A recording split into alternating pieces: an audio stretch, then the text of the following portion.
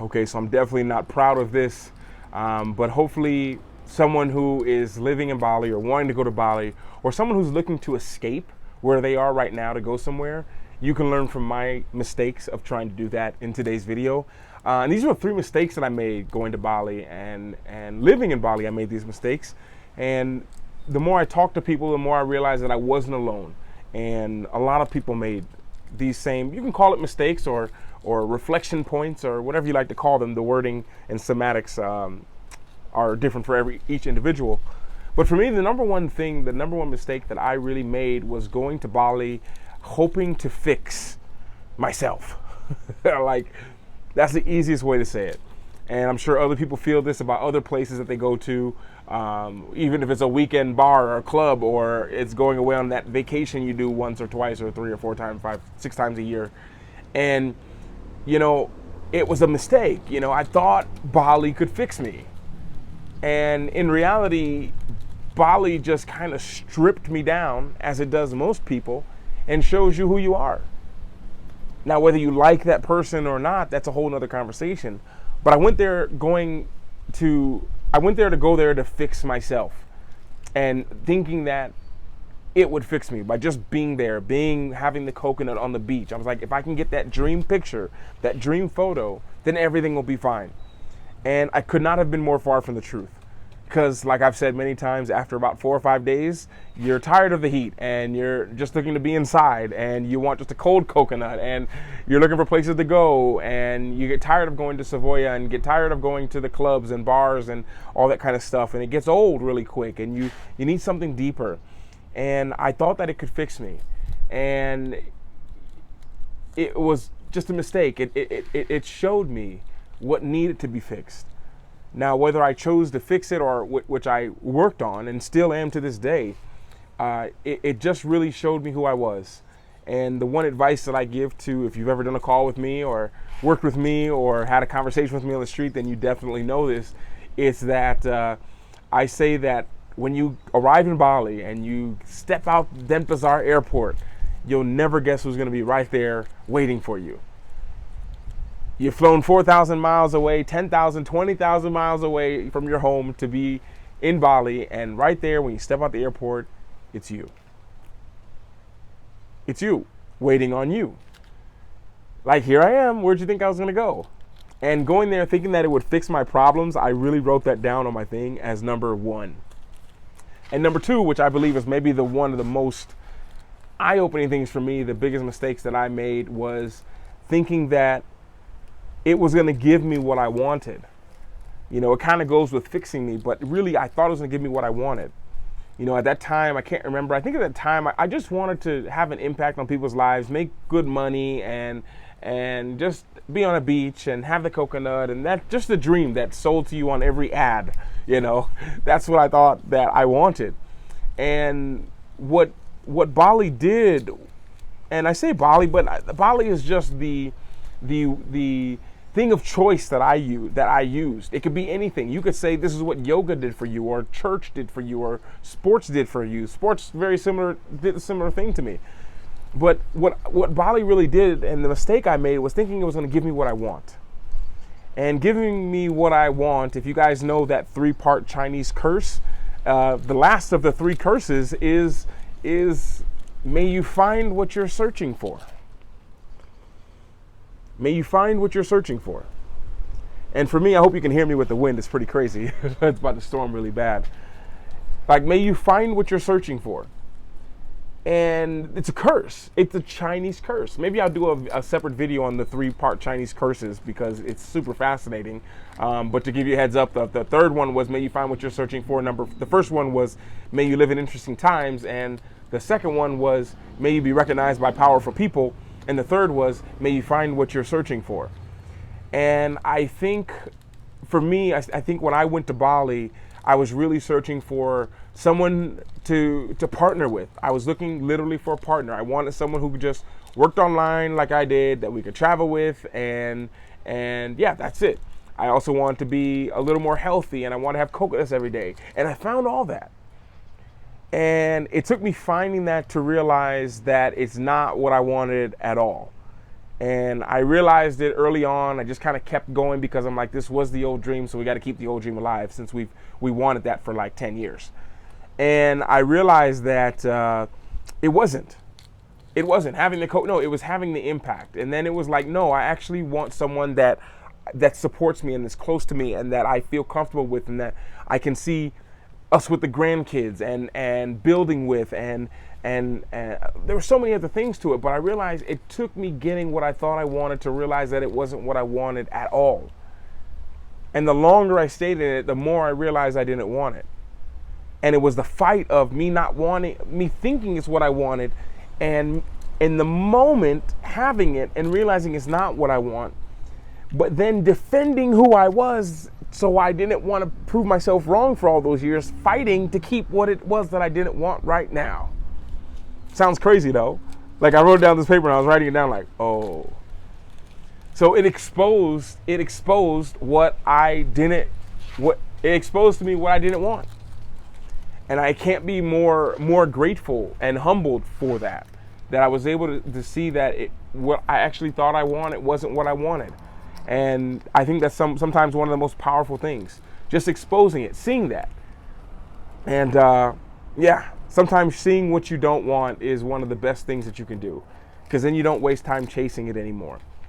And the third mistake that I made, and I wrote this down and I just wrote end all, was I thought Bali was the magic medicine pill that I was going to have that was just going to end all my problems. You know, I was like, if I get there and I have the influence, I have the person, I have the friends, I have the community, I have the gym, I have the food, I have the locals, then there'll be no other problems. And one of my favorite questions to ask people, especially people who are so into wanting more money, is, well, if you got all the money that you ever wanted, what problems would you still have? And it shocks people when I ask them that, because it's like, oh, I'm still gonna have problems after that? It's like, yeah, money's gonna solve the problems that only money can solve. If you don't trust people and you get more money, do you think you're gonna start trusting people more or less? If you have trust issues and you finally do get the person of your dreams, you think you're gonna trust them more or less? So it was, for me, it was seeing that. It wasn't the end all. It wasn't a pill. All it did was show me where the pain was. It showed me where the hurt was. Now, what I chose to do with it, which was kind of ignore it and drown it in pleasure, which is like, I think, a very common coping mechanism for me, because it's what I've always had and I've always done. It just exposed that. And it really takes a self-ownership, I think, to see that, oh, okay, this isn't what I wanted. I don't like this. It's time to change.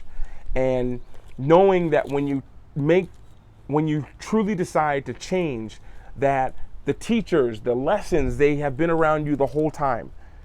Because one thing that my mentor, who I love to death, Myron Golden, he was giving an example of Adam and Eve, and he said that Adam and Eve had everything that they ever wanted. They could eat from every tree. If you know that the Bible a little bit, he said you could eat from every tree except the one.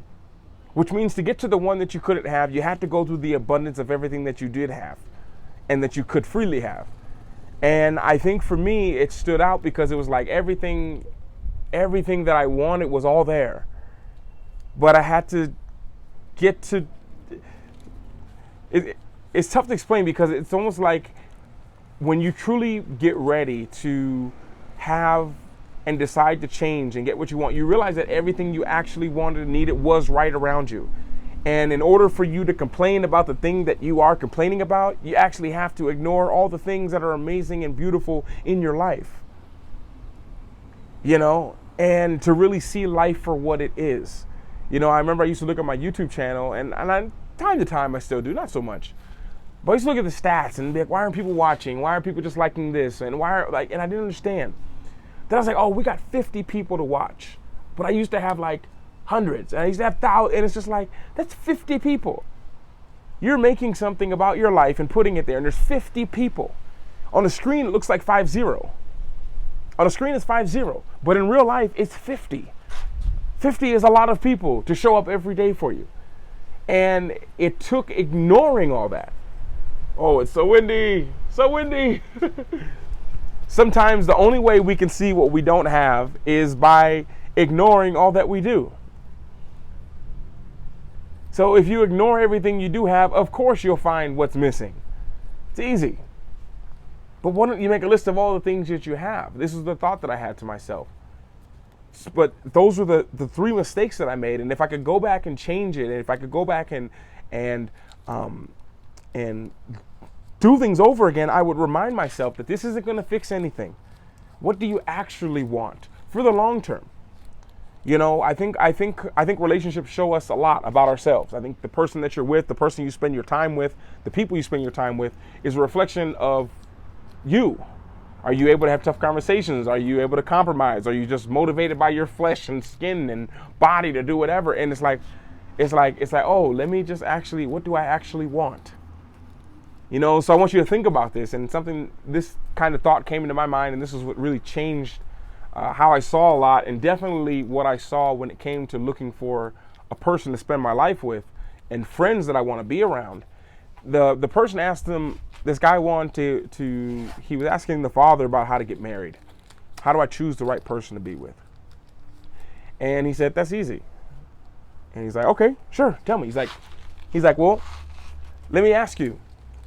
You can have any car you want. Any car. What car do you want?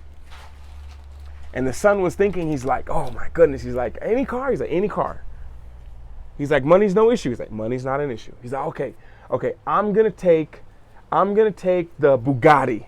$2.5 million, I'll take the Bugatti. And the father said, oh, that's great. You'll take the Bugatti. He's like, yeah. And the father said, oh, I forgot to tell you. This is the only car that you're gonna get.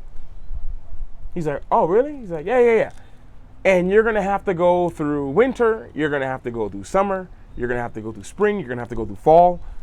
And you're going to have repairs. You're going to have to fix things up. And who knows how many people you're going to meet that you need to ride around. Bugatti, you can have 2 people. 3 comfortably, maybe. And the guy started to think, he's like, well, can I change it? He's like, yeah, sure. And he changed it a few times, and he kept adding stipulations. Like, you don't know what the weather's coming. You don't know if you're going to go into the mountains. You're not. And the Bugatti had a lot of limitations. $50,000 a year just on changing the tires. You know, a scratch on the front, 10 grand. Scratch on the door, 20 grand. You get, I forget what gas mileage a Bugatti gets, something like 6 or 7 miles per gallon. So it was like, what do you want it for? Like, what do you want it for? And when I started to look at things like that, and I started to realize, like, my life, I was doing CrossFit, my body's a little bit broken. When I started to look at my life, what I actually wanted, and for what, because everything is on a depends for how long, depends with who. And I started to look at things like that, and it was just like, when I was looking for someone, it's like, well, I don't want this car. I don't want the Bugatti. I don't want that. I want something that's reliable, that's dependable. And I started to look at that with a lot of different things, with that same stipulation. I want friends not that are there flashy and shiny and there with me through the golden moments. I need friends that are there who are with me during tough times, when I'm confused, when I'm lost. Shout out to Russell. Love you, brother. And I have a few other friends too. Elton. I'm trying to think of, I got so many, I can't name some of them. But I have a lot that have been there. And I think that was so important to me, and realizing that nothing was going to fix me or change me or give me this one pill heal everything in your body kind of thing. And it was really deciding what I wanted, if this is what I want to do full time, and if this is, it meant a lot to change when I changed that. And Bali, the mistake I made was thinking that it was just going to be like this. So I hope this helped you out. I hope this video shines some light, or maybe just shows you some things that maybe I do want that, or maybe I don't want that, or maybe there isn't anything that can fix me except me, or maybe look at what is around you already, the abundance that you have that's around you right now that you just don't even notice. Oh, I don't have people that support me. Really? The person you see every day who serves you your food, they would support you, wouldn't they? And when you start to look at things like that, for me, that was a big change. And those are the mistakes that I made. Those few things. The mistakes that I made that the mistakes that I made that I hope you don't make, not only if you're going to Bali or you want to go to Bali, but just in general. The mistakes that I hope you don't make in anything, looking for anything outside of you to fix what's in you. And with that being said, I appreciate you. Thank you. Any questions you guys have on Bali, like I say, leave it in the comments below. I'll get to them soon. And with that being said, I'll speak to you all in the next video. And I got to get out of here before it starts storming like crazy. See y'all.